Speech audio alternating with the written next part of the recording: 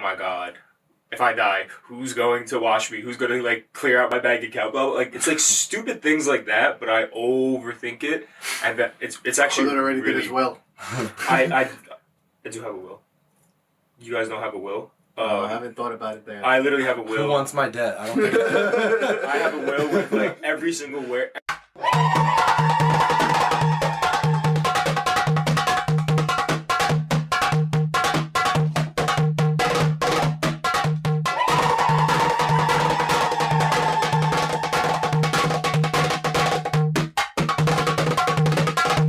Hey guys, welcome back to Arabs in a Bunker. Thank you for tuning in to the first two episodes. And if you haven't watched them, go watch them. You need to. They're great. The first one. I think we've and gotten the second one.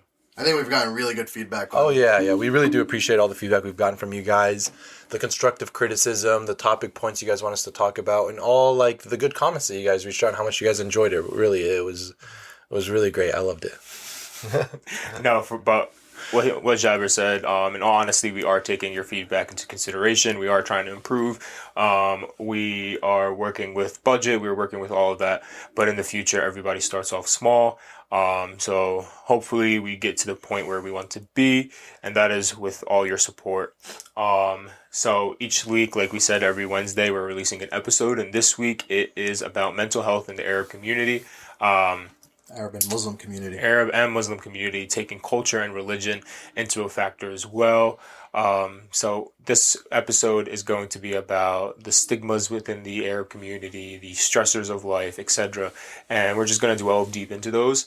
And one question that we can start off the podcast. Wait. Can we first appreciate the new decorations that Mo graciously, Yeah, we're actually in a bunker. Now looks more like a bunker now. We have our World camo, War II memorabilia. I don't even know what that is. Our first aid kit with a life raft. This is like where they used to put ammo back in like World War II and stuff. That's where we had our sandwiches now. Yeah. And our fallout shelter, Guys, I don't drink pink drinks. Don't judge me. The Starbucks lady gave me it for free because they forgot my cake. My mom, when she saw the camo net, she was like, "What are you getting the camo net for? What, are you gonna go cover your tanks?" And I'm like, "No, it's just for the bunker." She thinks we're going to Russia or something. I was actually on a call and I had to turn on my camera, and the vendor goes, "I like your setup." I'm like, "To be honest, man, we're actually doing a podcast with my cousin and friend, and we called it Arabs in a Bunker," and the guy was literally hysterically laughing for like 2 minutes on the call. He goes, "Arabs in a Bunker." Honestly, you guys don't want to know how we came up with this name before we get into it. Me and Mo were just joking around. Let's start a podcast, and I was like, you know what? Let's call it Arabs in a Bunker because we're Arabs, and we're doing it out of your basement. Yeah, and then Arabs. And then thing. I felt FOMO, so I invited myself on. You did. But let's get into it. Let's get into it. Mental health is a big thing within the world, and it's pretty looked down upon, and I feel like it's looked down upon in many communities of minorities within America, especially outside of the world. Luckily, America and the West has an ample amount of therapists, and mental psychology and all of that. However, countries like the Middle East don't fully embrace that. I think it's getting better, but it is getting better. It's still not where it needs to be for sure. As generations advance, it is getting better. Yeah. But when you think of mental health, what do you feel a good state of being is? What do you think mental health is in general? I think it's the mental and emotional state of well-being in the sense that you can handle life stressors in a healthy way where it's not having a huge impact on your life, Obviously we all go through episodes of depression, anxiety. It's totally human to feel all these emotions, but sometimes they can be overwhelming and they kind of control our lives, And even I've been in states where it's consumed me to a point where I only saw life through this lens of depression and anxiety, and I almost felt hopeless because when you get when you're in that state for so long, it almost feels like you can never get out of it. Mm-hmm. So I've been through it, and I know it's definitely not easy, and it takes a lot of mental well-being and a good support system, etc. There's so many resources that can help you get out of it. Yeah. I definitely feel like I've struggled with mental health too. my freshman year of college was super, super hard for me. So it was like hard to make friends. I moved away. I went to Penn State, 4 hours away from my parents. And coming from an Arab household, that was like a big thing to leave your house. Oh, yeah. My mom didn't talk to me for a month because she was like, "You're leaving." So like I went through a big bout of like sadness and depression, and I stayed to myself.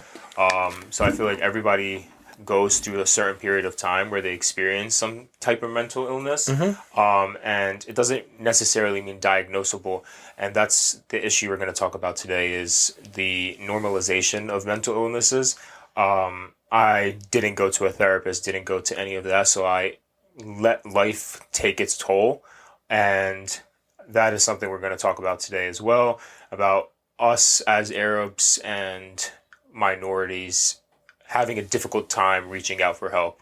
But also like mental health, like it's also your perspective on how you see like the world through your lens, right? So like, you know, essentially like, you know, if you have like a negative perspective on everything that's going on, it's going to affect your mindset, right? It's like, you know, if you want to really sit down and take care of, you know, your mental health, you need to start with your perspective and mindset of the world and people around you and all that stuff to kind of help you push forward, right? Like, so if you're going to be negative, you're going to stay in that depression cycle overall, right? That's the way I see it. So if you're positive, you're starting to create those positive reinforcements within your life and kind of cause that snowball effect of, yeah, of course, you know, things, you know, working your way. But the thing is, like, it's like sometimes you can't anticipate like some sort of depression. Sometimes things happen where you make you sad, you know, like, you know, loss of a family member, or just, I don't know, anything can, you know, I can name a million things that can make us sad, and then that can also become a snowball effect of more and more depressive things, you know. Sometimes our life isn't made for us to like take a few days off, mental health days, because like something happens, you become sad, you fall behind on work, stresses you out, it just becomes this snowball effect, and you know, and it's really hard to get out of after a certain point, like I said. So and that's why it's important to have good coping mechanisms, support system, and then obviously, if need be, seek professional help. So let's go into that. Actually, let's talk about our coping mechanisms. Well, let's first talk about, like, give a good example of when you went through something, so we know what you went through, and then how you cope with it. I'm going to talk about like, generic coping mechanisms in terms of like issues. Like no. First, like you brought up the whole college thing. What did you do freshman year? What did you do to make yourself? Nothing. You know? You did nothing. All right, when did you start? That was the biggest issue with me college year, my freshman year. I actually got to the point where I was like having suicidal thoughts and just very like disgusted with my life in general. And I feel like that's what drove me to be a full year of just sadness and always. And I feel like if I sought help, if I coped better, it would have worked. My coping mechanism was suppression and digression from society. So I literally talk to no one. And you know, you guys see it now. Sometimes, you know, my coping mechanism is like, so go to the what side. Made you realize that you were in this, like, on this, like, I had a talk tunnel with one of my sophomore year teachers from my high school, and she was like a second mom to me at the time, and she pulled me to the side and she was like, I don't know what's wrong with you. I don't understand why you're going through this, but I know you're not like this at all. Yeah. Because I was letting a lot of people affect how I felt, how I thought. I let a lot of people like make me feel less than I was. And then when I realized that, that's when I was like, all right, I gotta snap out of it. Yeah. And then I moved into sophomore year, and then I had a whole new perspective on life. I met new friends. I met friends that I'm best friends today. Yeah. I reconciled with my best friends that I'm cool with today. And it was just, it's hard because of so many people coming to a new place, and everybody's trying to compete. Everybody's trying to make friends. Everybody's whatever. Yeah. So it's just that perspective of someone pushing me down and saying, I want you to understand that you are more valuable than you think you are. I wouldn't say pushing you down. I think it's picking you up. Yes. Yeah, picking me up. It's the perspective in that moment. In that moment, you were down, you know, and then once that person gave you that insight, you're like, holy shit. And you're like, let me change my perspective. And then you started seeing those positive effects of, okay, cool, I shifted my mindset. This is where I go. I'm not saying it's easy to do that. It takes, you need to have the will, of saying acknowledge. First of all, it's like there's steps that you need to take, right? It's like acknowledge that you're going through something, right? Once you acknowledge you're going through something, how are you coping with it, right? Like, realizing, okay, is that my coping methods healthy? Is it helping me getting out of this cycle, this vicious cycle that I'm in, right? And then change your perspective on where you want to be, create a goal, right? And be like, all right, cool, this is where I want to be. This is essentially where my mindset is going to be, right? And once you have that, you have a clear picture of where you want to be. That's where you go. And that's how I've basically been through. I've been through multiple cycles of depression. I've had, multiple anxieties, episodes, but like very minimal, right? Because like I feel like sometimes my coping mechanisms, they kind of like cover that, right? You're for example, you're supposed to be the oldest in the family, right? You need to be the strongest. You need to be the mentally there at all times. So like those are effects that you kind of have as being Arab. I agree. And things like that. So I agree. It is important to set your goals out, but when you're inside these episodes, it's hard to see that clear. It's impossible. I think the most important thing Khudr did throughout thing was opening up to someone, especially an unbiased source like your teacher that you're very close with. And some people don't have that outlet. That is important. I think that was the best thing you could have done for yourself. They just don't want to. They don't want to acknowledge. What do you mean? Which outlet? So like he means like people. No, not a lot of people have that person that they can talk to. They do. A lot of people don't. But I think a lot of people do, but they try to say they don't because they don't want to go down that route. Like some people are afraid. I generally do think some people do not. Yeah, I disagree. I definitely feel. No, there's some people who really do. Like I'm blessed to have a lot of people I can open up to, but not everyone is like that. Where they have like sometimes even their own family, they can't really help them out, or they don't have that many friends, or etc. There's a lot of stuff where. I think it's getting easier now as generations grow up, where people are understanding what mental health is, and like you said, people don't have that family, and especially if you come from a household that doesn't believe. Yeah, exactly. It's very hard. It's hard to open up to someone. And say, "I'm depressed." Exactly, and that's why it's important because you guys are right. to use like a professional source in that sense, like somebody like a therapist, which we'll talk about later, how like to get access to one and how maybe that's not the easiest thing. But if you feel like you're going through something and you don't have like a friend or a teacher or whatever, somebody to use, you could always try to use your community resources like counselors if you're in school. To give one example, in med school actually, I've never really talked about this before, but I went through like a mental health phase like during the second half of my first year, where I went through these like crazy bouts of anxiety. And I felt anxiety before, but never to this level. Like I used to never have exam anxiety. I like started getting anxiety before exams, even became socially anxious, which is like so out of character for me for like, I'm talking about for a long period, like weeks, months at a time. And eventually I was so fed up with it. I actually reached out to like our mental health like clinic on school, and I talked to a therapist and I actually did like 2 or 3 sessions with them, and it totally helped. Like I was very grateful for it, and I think what really helped was just being able to talk to someone about it, and just kind of like realizing like, hey, like what you're going through is not abnormal. Sometimes like I was like, dude, why do I feel anxious? And I would like start thinking about what's making me anxious, and I couldn't pinpoint something, and that would make me more anxious, and I'm like, am I going crazy? What's going on? And then I realized that it's like it's human to go through these emotions, and sometimes you just have to accept it. And one good analogy was like, see your anxiety as like you're at a river and your anxiety is a leaf just flowing down, and you recognize it like, yes, I'm anxious, this is my anxiety, and just letting it pass, and that's it.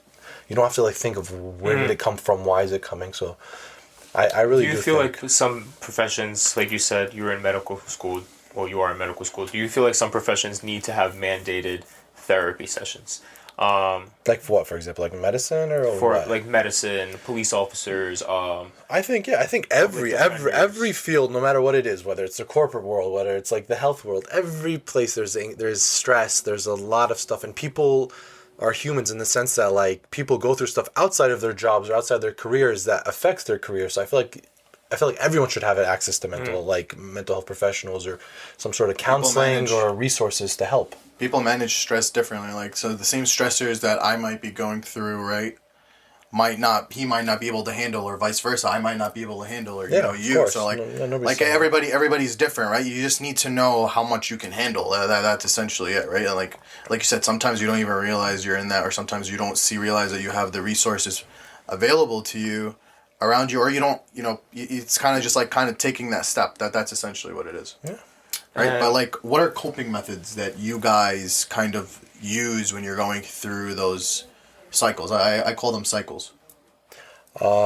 You want to talk? You can go. All right. So one thing I did was I took at least half an hour, sometimes an hour if I can, where I like don't do anything, like and like work wise or whatever, where I literally just relax, not even use my phone, nothing. I would, I went to the beach a lot. Obviously, not everyone has access to the beach, but I would go and just walk on the beach because it was relaxing. But going for a walk, doing something to clear your head, meditating. I started using the Headspace app, which 10 minutes a day made a huge difference in my life. And also one exercise I did was every day I would try to find one thing that made me like happy, like or something I found beautiful or just something good. And it was just one thing, and that like kind of trained me to start looking, like seeing the good in things. And that was something I did. That was like an exercise I did. Mo. So I actually, when I was first going through the cycle, I actually had a really bad coping mechanism. I completely disconnected. I would like sit down and just like binge watch Netflix all day. Like literally, I wake up in the morning, make my coffee, come downstairs, and just watch Netflix. Like I don't want to talk to anybody. I started even overworking myself. Like let's say I was at work, I'd like overwork on purpose to kind of distract myself. Yeah, so both those, Netflix and overworking, both are coping mechanisms. Those are more like suppression, just distractions. Well, yeah, that's kind of basically like no. in my head in that moment. Oh, that's how they like, were. You weren't thinking about it, but you Exactly. weren't working on them either. You were just like, I'm gonna move them aside in my head. Exactly. Yeah. So then eventually, I reached out to a friend. Did a program. It was like kind of a spiritual coach almost. Mm-hmm. And we'll talk about that later down the line. And kind of like what we did was we kind of implemented a routine, right? It's kind of waking up early, getting, meditating, reading a book, getting those things done. So by that time you're ready to go to work, you've already kind of cleared your head, even downloaded Headspace, like you said, and of just great like app. That 10-minute was kind of a way to kind of just like clear your head, manage your thoughts, and kind of like in the beginning when I did it, my mind was all over the place. Mm-hmm. It was insane. And now like now it's like, okay, cool. When I do it, first minute, they're kind of all over the place. And now I kind of just like level out and I'm there and I'm good. I'm calmer. And then like throughout the day, I'm feeling good about myself. And then another thing was kind of just trying to get back into the gym, right? Like that exercise. Exercise like, that you have, it's kind of like that whole mind, body, soul situation of kind of like connecting those three and just hitting all those three or kind of like balance out your lifestyle overall. Yeah. Exercise is always good. It doesn't always have to be the gym. Just even going for a walk, anything. It's really good for you. Are you still doing any of those today, Mo? Yeah, absolutely. Good job. What about you, Khoda? I have the worst coping mechanisms of everybody here, to be honest. Khoda just tweets out his thoughts and that's it. No, I definitely am a suppression type person. Like I suppress everything. And then it blows up and then it's like, all right, it blew up for a day. I'm fine. Back to my regularly scheduled programming. And I think it's because I went through so much mental health issues throughout my life in terms of my family, my grade school. I was very like bullied. I don't care. I say it, bullied. And then the notion of hurt people. Yeah. I started becoming a bully. Yeah. So in my first and second year of my high school, I was the one that's always attacked. I went to a new high school. All my friends from my grade school went to Catholic school next to my Catholic schools because I went to Catholic school and I had no friends. I was going to a new school. So I was like the new kid. I was bullied. And then sophomore year, it was like, all right, hurt people. I'm about to hurt you. So I became the bully. So junior and senior year, no one would mess with me because I'm about to clap back at you. And then freshman year college, like I said, now I'm the new kid again. And like I feel like the odd one out. And then it was hurt people. So my coping mechanism was basically becoming a bully in terms of like not letting anyone talk to me any type of way. Yeah. I'm very, very defensive. I wouldn't say I like made fun of people or like I made people hate themselves. Yeah. It was more of I was becoming very, very defensive. Like if your actions were reactive. Exactly. So if you would like, for example, in high school, people would call my cousin a terrorist. And if you call me a terrorist, it's not going to fly with me. So like I started getting like, it would be a joke. But honestly, I'm still like that today. You ain't calling me a terrorist. But it was more, now it's more like, all right, that's disrespectful. In high school and growing up, it was more like, I'm really, really angry. So towards my junior year, then I started understanding that I have to let the anger go. So that was a coping mechanism for me. Like understanding, like I have so much built up Yeah. anger from growing up, having family members who used to talk shit behind my back, and then now want to be my friend when I know you used to talk shit behind my back. Like, you know what I mean? Yeah, yeah. So it was like those coping mechanisms. It's like forgive and forget. Y'all know this. I don't really forgive. I just forget and don't care about you no more. Yeah. I'm very like a drop and go type person. It's not more of a I'm holding grudges. It's more of a you have nothing to do with my life anymore, so I'm dropping you. So those were my coping mechanisms in terms of like suppression and avoidance. And then I started working on them in terms of like I'm not upset. I'm not as upset as I am. Just like continuously telling myself, count to 10. If I'm still mad after 10, okay, count to 100. And I started implementing that a lot, like counting to 10. And sometimes I'd have to count to 100, and I'm like, all right, I'm not really upset. I'm over it. So a lot of things now, it's very, very logical thinking instead of emotional. I started thinking more with logic than emotion, even though emotion and logic go together. But it was more of a I don't think this should affect me as much as it should affect me. But the thing is, it's okay if it does affect you, though, even Exactly. even if it's a small thing. So, you But know, it's yeah, like you shouldn't have to be like, oh, it's no big deal. Like even if it's in hindsight, it is no big deal. But Jabber is subtweeting me because he knows that I do this. yeah, but even if it's not like if you make it out to seem not a big deal, if it affects you, it is a big deal. Yeah. So it's okay to say this is a big deal. You know, you shouldn't have to talk yourself out of it, you know? I think that's like I do that a lot, and you guys know this. I did like with friends. I am not confrontational with friends because I'm like, you know what? I'm upset. I'm about to blow up. So what I do, because Khudr's like that. Khudr would go 3 months not talking to you and not telling you what's going on, and then all of a sudden he lets it out, and it's like you could have just told me this 3 months ago, and we could have solved it. Yeah, but as a punishment for Khudr, even though I know he's upset when he does, like whenever he's going through these silence periods, I force it out of him. I act like I don't know anything in the world until he brings it up, so that way I like reinforce like, hey, you have to talk about it because eventually it's gonna come out. So I don't acknowledge it at all until he brings it up. Which makes me more mad because I'm like, and then he like texts me randomly like, hey buddy, and I'm like, I'm fucking mad at you. I'll act like I have no clue. I'm like, hey dude, how's it going? Yeah, and then until he brings it up because he has to. It's a healthy coping mechanism. How come you've never or have you actually seek professional help, like talk to a therapist since that's you've a been big through part a lot? of it though.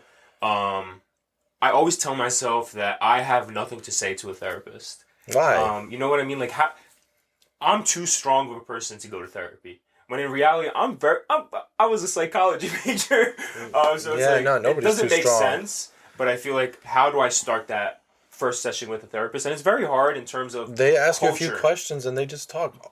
Culture wise, like I want to find a Arab therapist to understand what I want. You go But it's very therapist limited. shopping. It's very It is limited. It is definitely very limited. Actually, these past 2 years during the pandemic were kind of like really, really, really tough for me, like mentally and overall. Like even like work performance, it was like I was struggling. I was literally struggling at work overall. And one thing that I realized was like I started a new job and the patterns were the same, right? The same things were occurring, right? Like my manager was kind of telling me, hey, I wasn't hitting deliverables. I was procrastinating during the day. And I was just doing so many things wrong that didn't make sense to me, right? Like I wasn't doing that when I was in the office. And then, I started, and then my second job, same thing, went through the same aspect, same things over and over again. And then I realized I was on a performance evaluation. So I started thinking like something's up. So, thankfully my mom, when I was younger, she was like very into, she wasn't into it, but she acknowledged that mental health was important, right? So she took me to a therapist and a psychiatrist, and I was diagnosed with ADHD at the time. But, growing up, you kind of neglect that, right? During the stigmas that you have within the community, you're like, my mom's crazy. Why would she take me that? She thinks I'm crazy. So throughout like high school, college, and even the beginning stages of my career, I was always neglecting that side. It was like, and it's funny because like my psychiatrist literally told me, she was like, I'm actually surprised you got this far without any help. Another thing she said is that you actually create coping methods as you go to kind of mask it and just bulldoze through what you need to do in a day to day. I was a C student, but if I did seek help the way I should have, I would have been an A student, 100%. Like I would have took the time to sit down, study, do all that stuff, and not struggle the way I did during high school years and college. I struggled a lot in college. You guys know that. So eventually, fast track now. I'm on a PEP. I'm on a performance evaluation at work where if I fail, I get fired. Right. So like my anxiety was playing and all that stuff. So I was trying to understand what's going on. So then I was like, it's my ADHD.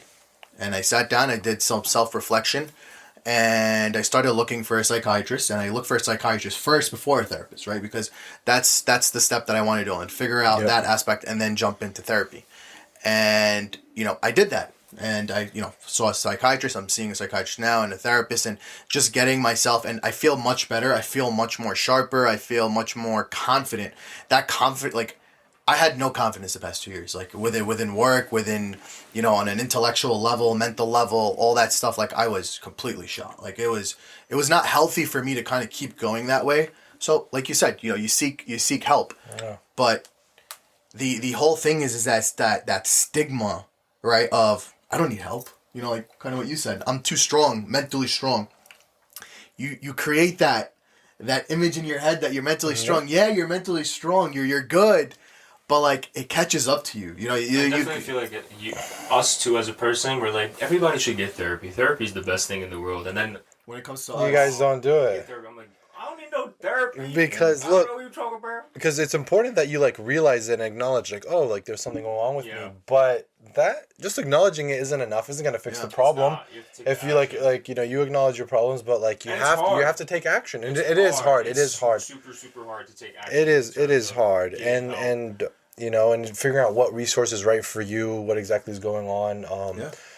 But yeah, like you said, like realizing that you have an issue isn't gonna solve it. That's just the first step. Then you got to start taking action towards what can I do to change it. I think there's an issue with the normalization of mental illnesses where people downplay it a lot. Oh yeah, I do believe that. So like ADHD, for example. Everybody says, "Oh, I get distracted." No, there's like a diagnostic criteria that you have to be. I went to Penn State, and everybody used to take Adderall. They'd be like Adderall, and I took it. I would be like, I don't understand this. The hyper focus, blah blah blah. I want to go sleep. Like I feel like whatever. And then I did a psychiatrist before you, and she was like, "You have very bad ADHD," and I was like, "No, I don't." And she was like, "No, like." You filled out the questionnaire and it was like, growing up, did you like excessively talk and like blah blah blah? And I'm like, yeah, I used to get in trouble because I never used to shut the hell up. Yeah. I got kicked out of my grade school classes because I talked too much. So it was like things like that, and it's like I needed help focusing. And when I got to college, I was like, yo, how am I failing? How do I have C's? But C's get degrees, but still, like how am I not doing good? I got a 2340 on my SAT. I got into Ivy Leagues, blah blah blah. But then when I got to college, I was failing, and it was like a part of that was anxiety, and then my ADHD, and then blah blah blah. And I was like, dang, I could have succeeded more. I could have actually like filled my goals if I actually saw someone before it. Also, a lot of things that people don't realize is that when you have ADHD, what helps you go through your day-to-day is your routine. Exactly. Right? So when you made that switch in lifestyle from high school to college, where you were in high school and you had that specific time frame within the day where you knew what you were going to do and you had no choice but to do it, it's like cool. And then you're going to college and your classes are scattered across the day. You have a lot of freedom. You can do what you want. You're away from your family. Exactly. I never used to go to class. So it was like one year I had like a theater class. I literally went to my theater class one day of the whole semester because we had to take like a general education in arts. I didn't even know where the class was at the end of the year to take my final exam. But like that's what I'm saying. Like a lot of people think ADHD. What I thought ADHD was like you're hyper and you're jumping up and down and you need medication. No, but in reality, ADHD is very, very like different. You get social issues, you get anxiety issues. Everyone has different. And plus, there's a motor aspect to it and a mental aspect to it. Like there's, like it doesn't have to. You don't have to be like jumping off the walls. You could just have racing thoughts. That's me. Be impulsive. Mental, yep. There's a lot of it's a big mental aspect, and also back to what you're saying regarding, like normalizing these like mental health disorders too, like downplaying them essentially is like when people say, "Oh, I'm so OCD." being clean is an OCD. Exactly. OCD is not liking hard mental OCD is illness. very debilitating. Exactly. If you generally have it, it's very debilitating. I've seen it, obviously at the hospital and stuff like that when I was doing my psychiatry rotation. It's very debilitating. People have these impulses to do certain things where they literally can't sleep, can't function if they don't do these weird tasks like close the door 8 times or check the oven 50 times or do this. OCD is OCD. If you want to be clean, I don't like where this thing is, so that's not OCD. So I kind of don't like it when people do 100% because it downplays the severity of the actual illness, and then people won't take the real one as serious. Same thing with depression and anxiety. When I started my ADHD, I have a really, really bad anxiety when it comes to death. It's like thanatophobia or something. And it's I'm not as scared of death. I overthink death. We're oh my God, if I die, who's going to wash me? Who's going to clear out my bank account? Blah, blah. It's stupid things like that, but I overthink it. And that it's actually Khalid already did his will. I do have a will. You guys don't have a will? I haven't thought about it there. I literally have a will. Who wants my debt? I don't think I have a will with every single place where I have money, this goes to my mom, blah blah blah. It's that bad, and I started putting your social media passwords in there. Yes, too? I do. So people can delete my social media. So it's that stuff. It's really serious because I have had panic attacks. At night I sit down, randomly start crying. I'm just in bed what the hell is happening? And it's when I took my ADHD medication, that helped me, where it's now I'm focusing on the mental racing thoughts. It was really, really bad. And first I started off with ADHD medication before I did anxiety medication because I didn't want to start right off the bat with anxiety medication. Yeah. And that helped, thankfully. But sometimes I still go through those bouts. And understanding that there's bouts of different anxieties and different panic attacks are trash. Panic attacks are literally the worst thing to go through. Panic disorder is also tough because you start anticipating the next one, and then it makes you become agoraphobic because you don't want to go out to places because what if I have a panic attack? And it just this kind of negative feedback loop where it just affects you. You start off panicky, then you end up depressed because you're not doing anything anymore, and it just becomes this negative. Yeah, people just go through social media and they're oh, I'm depressed because this person said this is a symptom of depression, so I'm depressed. When in reality, it's very hard to... Yeah, it's human to experience emotions. It's normal to be sad, normal to be happy, anxious for a period of time, So how do you guys think growing up, right? We all know there's a stigma in the Arab community and Muslim community because of mental health, right? How do you think that has affected your thought process growing up, and how did you break through that stigma, right? I know for me, for example, right, eventually I just had to follow my sword. I felt damn, it's time for me to kind of just figure this out and go through. Yeah. But, before that, you kind of ignore it, right? It's kind of it's normal, get through it, figure it out. You'll figure it out. Life will, kind of take its I think we all go through that where we think we can figure it out until we get really hit with it, where it actually for especially example, being the oldest. Yeah, for example, when it really hit me hard, I've always I've dealt with anxiety growing up. Everybody does, but when it hit me hard in med school, the story I told earlier, that's when I realized I can't handle this on my own I did in the past. That's when I realized this is not like any of my episodes before. So back to the original topic, regarding the stigma. So especially in the Arab community, I remember growing up hearing psychiatrists were the doctors of the crazy, Hakim and Majanin. I feel just that label is enough for people not wanting to seek help because they're I'm not crazy, I don't need this. Because mental health was labeled as either you're normal or you're crazy, which obviously it's not like that at all. So I think just having that term is enough to make people oh no, I'm not crazy, I don't need to seek mental help. So I feel but we're going away from that stigma for sure. I feel in Lebanon, my friends have told me there's a lot more access to therapists and psychiatrists, etc. Which is slowly getting better. But of course, there's still going to be that stigma. In our town, where do people go? The place that people go to is called the Moakin, for mental people, things like that. It's hard, like you said, it's changing, but it's still so hard to actually be in the Arab community, and older generations is very hard. Yeah. that's what makes and then you go into generational trauma. Generational trauma is a very real thing.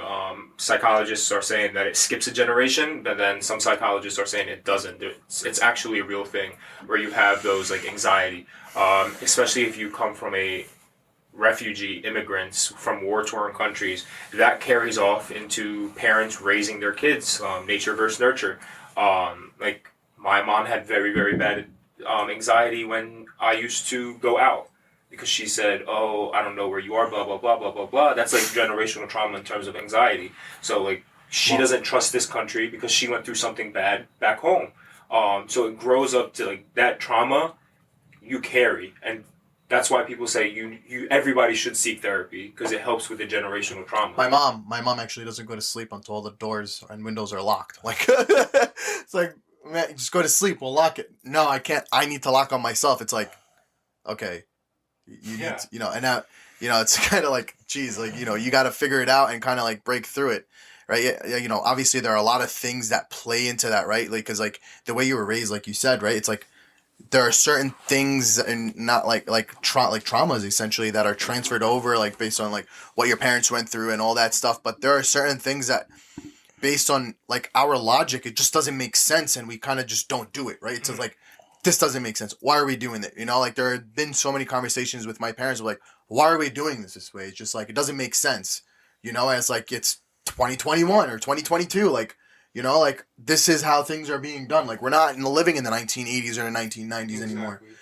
So, I do agree. There is a lot of things, a lot of generational trauma that is transferred down to us, but also maybe our parents didn't recognize them because they didn't understand mental health back then. I feel like even now, this is where we come in and be recognize them and be okay, cool. This is what I need to do to combat it and fix it and make sure that it doesn't transfer down. And also my generational trauma not to transfer down to my kids, But the thing is, sometimes even us, people don't realize they went through a traumatic event till a while later. Even we sometimes go through crazy things and it doesn't really hit people till days, weeks, years down the road. We're wow, that really was traumatic. We just mentally suppressed it so long, then it comes out of nowhere. So even as adults, kids, whatever, it's really important that you do seek a therapy, even if you're not really going through anything, just for the sake of talking, even from time to time. Everybody can benefit from it. There's no harm to it. It's not like there's any negative impacts of going to therapy. And sometimes you realize things that or the therapists help you realize things that you didn't even know that you were going through. It's okay not to go to therapy and not like your therapist. 100%. Oh yeah, totally. Yeah, go switch therapists. You can go therapist shopping. You find somebody that's right for you. You're paying money for it. They go to therapy and they're she didn't connect with me on a cultural level. Yeah, exactly. Totally fine. next exactly. So, did you hear about Khudr's new nickname, Sheikh Khudr? No. So that's his new nickname. It's Sheikh Khudr. Yes. So Sheikh Khudr, I have a question for you. Why is he? Religious person.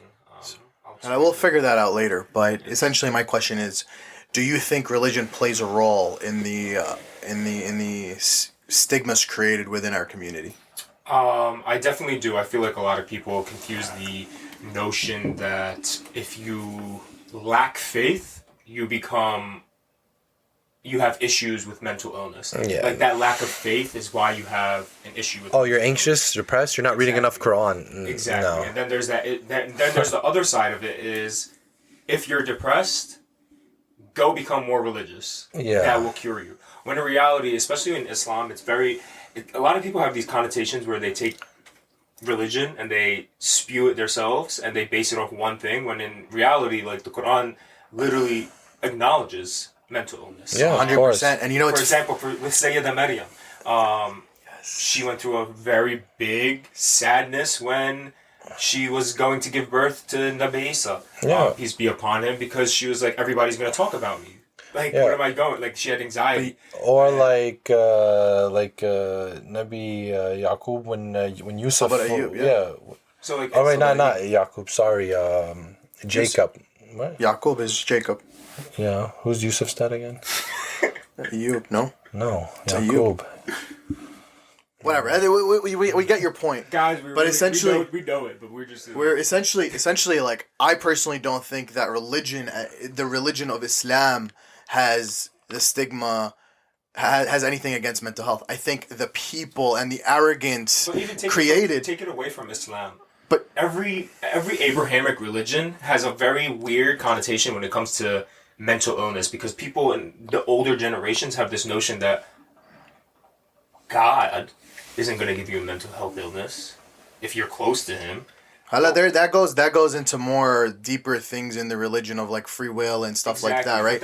But what my point, what I was trying to say is that, you know, I don't think Islam has a problem with mental health. It acknowledges mental health. It's the people and the arrogance that throughout time people stopped studying the religion and they stopped realizing that mental health. You know, Imam al-Sajjad, Imam Zayn al-Abidin, the son of Imam al-Hussein, has du'as about depression, anxiety. If you're going through certain things, like they're all there. Like they, even though they didn't have so much knowledge at the time of how to combat certain things or the techniques learned that I wouldn't say that they didn't have the knowledge. They definitely did, but they didn't have the techniques that we kind of have right now. Yeah. They still acknowledged it. Yes, and that's what I'm trying to say. People have the connotation that you have to, if you become religious, you're cured. No. When religion should be a part of your curing process. Yeah. So like I am going to wake up every day and pray Fajr. I am going to listen to the Dua Kumail every Thursday, blah blah. That's something to help you. That's something to give you peace of mind. For example, when I'm very want to focus and I sit down, I listen to Joshan al-Kabir. So like it's like weird things like that you think is but it's not for everybody either. It's absolutely. Not, and it's okay. Like if you're religious, sometimes like rekindling that connection with God can help you with your anxiety because you feel like you have like Allah's support again. Like sometimes you create a distance. It might cure you. It might, but if it doesn't, then it's seek help. Exactly. If you think it could be a catalyst to help you, but it's not the only way to do it. Yeah. But also another thing is what our people don't realize is that we have this stigma that if you see a therapist, you're going to sway away from your religion, right? Yeah, so it's funny, it's because I was going through with my therapist, and she was like, "All right, we need to create anchors within the day when you're procrastinating or something to kind of reset within your day." Yeah. And she was like, "Do you have any daily meetings that you have that you can do something before or after? Do you have?" I'm like, "No, I just kind of started this new job. I don't really know." Yeah. And as crazy as it sounds, I was like, I have prayers. I'm like, I have the prayers that I can use as an anchor within the day. Like, it's crazy how we don't think about it, but that salah that you have is like a mental break from your daily life. Take 5 minutes, sit down, relax, because at the end of the day, salah is meditation, right? It's a part of meditation. It's an aspect of it. Take that day, you take that moment to sit down, relax, reset, go grab a coffee, come back and start your day again, right? No, people, you must pray. This is why you need to pray or you're going to go to hell. No, why?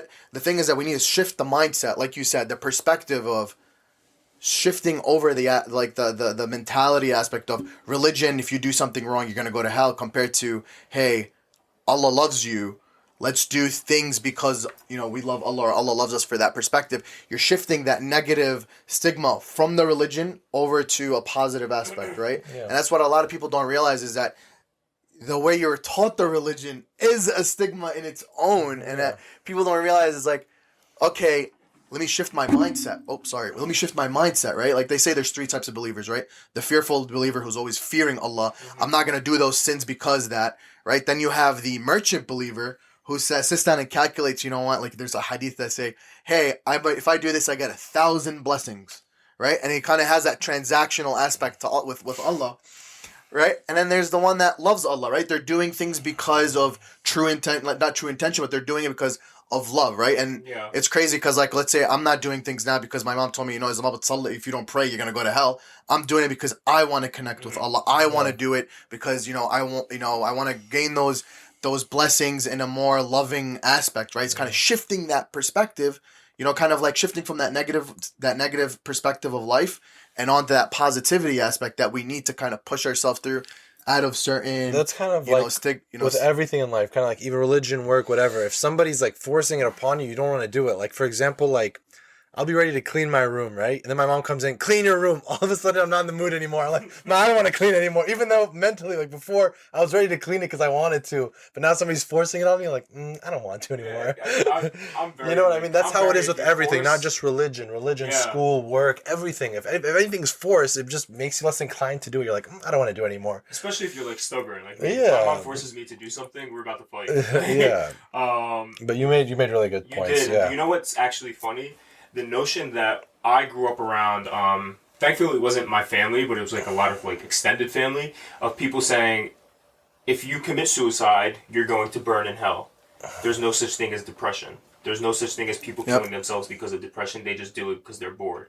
And I feel like that's a notion that we're growing out of in terms of, like, I don't believe that someone who committed suicide just because they're severely depressed, because sometimes like depression is very, very hard to get out of, especially if you don't seek help. So like that notion where it's like God's going to make you burn in hell if you kill yourself, but I believe in a forgiving God. I believe in a merciful God, and like that notion that that's the issue right now when there's religion and mental health. People think that they don't go hand in hand when they should make you love your religion. Your religion should be telling you to go seek assistance, and a lot of older generations tell you the complete opposite, where you have no mental health if you seek God. It's so funny that you bring that up. It's because like if you look at the new generation of like scholars, like Islamic scholars that are coming out now, like Sheikh Jawad Qazwini, Sayyid Hussein Makki, Sayyid Javad Shumali, Sheikh Nuru. Those are all people who... No, hold on. Seriously. Who are these people? That's because you're not there. But, like, these are people that are literally using... I mean, like, you're not there, like, looking into them. You're literally sitting Joshua and Kabir all day. But what I'm trying to say is that they're showing us the religion from a spiritual aspect, right? Yeah. Of how to connect on a more loving basis, which we kind of didn't have when we were growing up, right? And it's kind of... They realized, hey, this is what we're missing in growing up in the West, and this is the things that we're kind of clashing within our own minds, right? Let's be real. Your parents are immigrants. You're growing up here. You're having that mental crash in the middle of which side am I going to go with, right? How do I fuse both cultures together? And I like these these new scholars that are out here talking about these certain aspects and techniques. They're talking about techniques of how to combat certain things within the day to day, right? To be real. One of the things that before I started therapy, I was doing a spiritual warrior program with Sayyid Hussein Makki. And that kind of like, he helped me implement the routine on a day-to-day, kind of get me back on track to where I want to be spiritually, mentally, physically, all that stuff. And, things, if you don't want to see a therapist, reach out to a spiritual coach or even a life coach. It doesn't have to be religious, right? It could be a life coach that can help you. Routines are so important within your day-to-day life because it creates structure within your mind. Not within your day, but within your mind. And that's what people don't realize. So do you think that's a healthy coping mechanism as a whole, though? If you actually have a real mental illness and depression, like seeking a spiritual coach is, like we just said. No. Definitely not. Definitely therapy is number one. I have a big issue with people who... That goes back to your point of normalization. I'm a psychology major, bio, like whatever. If you tell me to say something to help you with assistance, I'm an empath. So like you guys know this, people come to me, tell me their problems, and I like feel it, and then I'm like depressed, whatever. But I can't sit here, and I will never sit here and tell you. I will give you advice in terms of like what I think you should do, but I wouldn't tell you like you're depressed, you need assistance, blah blah. Like some people have this notion that I'm a psychology major, so I can open life coach classes or blah blah blah blah. I read a lot of books, and I feel like that goes against the connotation of people. Like some people say you don't need a therapist. That's cool though. If you have someone who's putting a platform where I have a psychology background and I can give you some advice, but you should seek a therapist. Yeah, or seek a professional, somebody who's certified in in like cognitive behavioral therapy or whatever it is, the treatment that you need. Obviously, different things in life need different things. Like, for example, if you're severely depressed, like a life coach isn't going to do much for you. You have to go, you have to go treat the depression first. You got to see what's going on, like through proper therapy, proper medications, etc. And don't be afraid to call out these individuals who are giving you advice when they should be certified. They should have went through the schooling. Psychiatrists, like that's medical school. Yeah, psychiatrist, medical school, psychologist, exactly. like usually masters, Graduates, and they get certificates and PhDs and stuff. If someone's sitting here giving you advice about therapy and all of that, things that people need to go through school for and get extensive background in, call them out. Don't be afraid to be like, I think that you're helping me out, yes, but you shouldn't take the place of a psychiatrist. Yeah, absolutely. But let's say those people are actually in everything in life. You don't want like I don't like you wouldn't want me performing surgery on you. I'm a medical student. Like I haven't been trained in this stuff. Mm-hmm. Obviously until somebody gets to the level of where they can actually give 100%. But people are also in school to get to that point, right? Like so they're learning those things and they're sharing that information with you. So like if it's a person that's not even their career choice, I'll be like, okay, something's up. But if there's someone that's like actually that's their goal, that's their goal that they want to get to at the end of the day, like, all right, cool, good for you. You're sharing that knowledge that you're learning. And that's what a lot of people, knowledge is there to be shared. As long as you're not pretending to be at that level. Like, I can't pretend I'm a doctor. I can't pretend to, give you treatment options. What do I know? I'm a third-year medical student. Exactly. I haven't even done residency yet. Absurd amounts, be like, I am a psychology major in graduate school. I can be your therapist. So... All right. Call those people out. You guys should seek actual assistance. That's like a big thing. If you think that you are going through something that's huge and you think you're having depression and anxiety and of course. You need assistance, my opinion is seek those people who can help you and have the background. It's nice to have someone, I'm studying psychology, but I would never sit here and tell you I can help you with your therapy. Do you think it's easy to get therapy within the Arab community? So I think that access to mental health there's a lot of barriers. Obviously, insurance is a thing because you got to be paid for it. Not all insurances cover it, which is very annoying. So it's like a financial thing. Also, finding the right one. Like you want somebody that you can relate to, whether they're Arab, Muslim, whatever it may be. Whatever you want somebody that you can relate to. It doesn't necessarily have to be, Arab or Muslim, but you want somebody relatable. So you have to do a little bit of therapist shopping, I should say, until you find the right one. And then just having access to that is also tough. But I feel like there are ways to do it, whether it's through your school, through your job, through your community. There's a lot of social workers and stuff like that can help you. It just depends on, what you need. You know what I realized is that the stigma within our own community has prevented our own community to have its own psychiatrists and its own therapists. It was so hard for me to find a Muslim or an Arab psychiatrist or a therapist. It goes so hard. So I had to go with the, go with the alternative of going to a person of color. Like my therapist is Hispanic. She kind of understands some of the cultural differences that I go through on a day to day. But that's like I truly believe that the stigmas within our community within mental health has limited our growth about that aspect, right? Like for example, if you're going to medical school, right? And you want to become a surgeon, right? Your parents want you to become a surgeon, let's say, right? But you end up going down that route and you go become a surgeon and you're not a good surgeon. But essentially you could have been a better psychiatrist and benefited the community because you were actually interested in psychiatry within your that all comes rotations. down to you know what I'm saying? It's that like the stigmas within the community, it's like preventing us from growing because hey, that's a taboo. Yeah. Mental health is a taboo. No, it's not. Those are certain things that we should be growing in. And that's what makes us as a community grow and flourish. And that's what people don't realize. Yeah. Do you guys have anything else you want to say? Let's do just a wrap up of advice.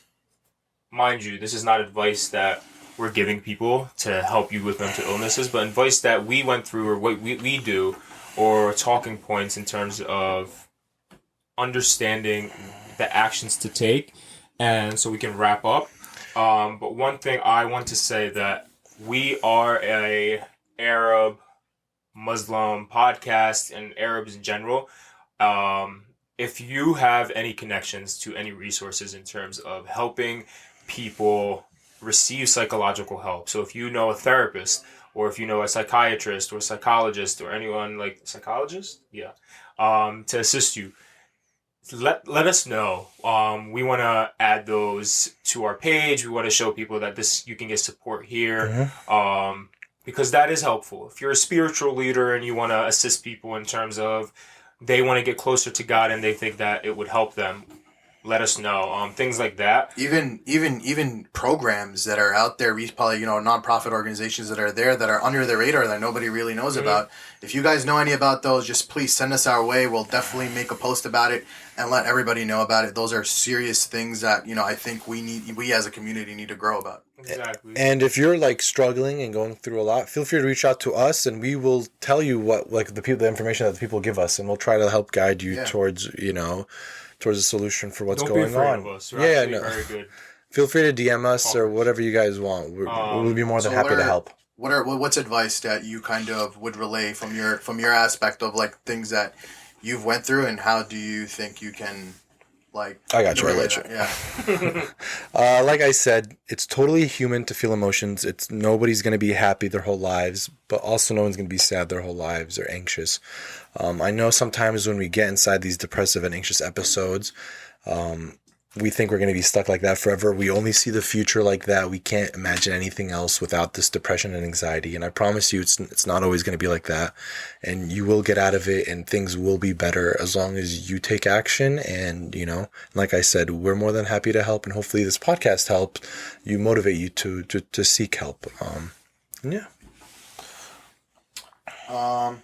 Mine would possibly be just like I said earlier, like kind of just acknowledging what you're going through, and kind of set a goal. Like it's gonna take a while for you to like realize that you're going through something, but the moment you do, don't just sit there. Just take that initiative and just jump on it and just be like, all right, cool. This is where I want to be. This is the goal. I need to get out of this lifestyle, and just help see myself flourish and build my confidence again. Those are one thing. That's one thing I'll definitely relay. Okay. And lastly, just remember that we as Arabs it's okay to go through a period of sadness, in terms of a lot of our countries back home are going through things, and a lot of things occur. It's okay to be sad. It's okay to feel that pain that our people felt. Just remember that you are here, and that you have the resources to seek assistance. And if you don't have the resources, if someone tells you, "Hey, I want to help," it's okay to say no. It's okay to like take a step back. Just make sure that you reflect on it. Just make sure that you're saying, "Hey, I need to take a step back." And it's okay to not be upset that you're not feeling the pain of your people. Sometimes I literally don't want to see anything about back home because it's just so much. And it's okay to back away. It's okay to be like, all right, I need a pause in life. I need to get my mental state right. I know a lot of people are suffering. I know a lot of suffering is part of the world. Eve took the apple. So it's going to be here all our lives. And it's okay to take a step back. Just make sure that you're worried about your mental health. And if you don't know, it's okay to take that forward step in terms of, I want to know if I actually am going through things. Try not to self-diagnose yourself with OCD, depression, anxiety disorder, etc. Seek help and find the resources that best fit you. If you think that you need an Arab Muslim therapist, try to find an Arab Muslim therapist. If you think that you just need a therapist, get a therapist. Mental health, everybody goes through it. I still go through it sometimes in terms of like very bad anxiety. It's okay.